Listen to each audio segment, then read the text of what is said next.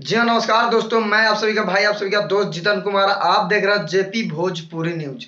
अभी अभी बहुत ही बड़ा अपडेट निकल के आया अरविंद अकेला उर्फ कल्लू जी का, जो कि बहुत ही कमाल का सॉन्ग है। बेटी जन्मावल जरूरी बा, बहुत ही कमाल का सॉन्ग है।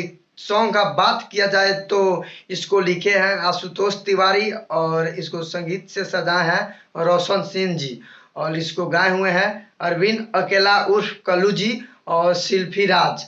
और इसका रिलीजिंग डेट है 24 सितंबर, यानी कल सुबह 7:15 पर। बेटी जन्मावल जरूरी बा वीडियो सॉन्ग किरण म्यूजिक इंटरटेनमेंट पर आप सभी को देखने को मिलेगा। तो फाइनली बता दें, किरण म्यूजिक इंटरटेनमेंट पर वीडियो देखने को आप सभी को मिलेगा। तो फाइनली वीडियो को समाप्त करते हैं। आई होप कि वीडियो पसंद आया हो तो प्लीज लाइक करें, और हमारे चैनल पर नया है तो चैनल को सब्सक्राइब कर लें और बेल आइकन दबा दें, क्योंकि मैं भोजपुरी से रिलेटेड ऐसा ऐसा वीडियो लाते रहता हूँ।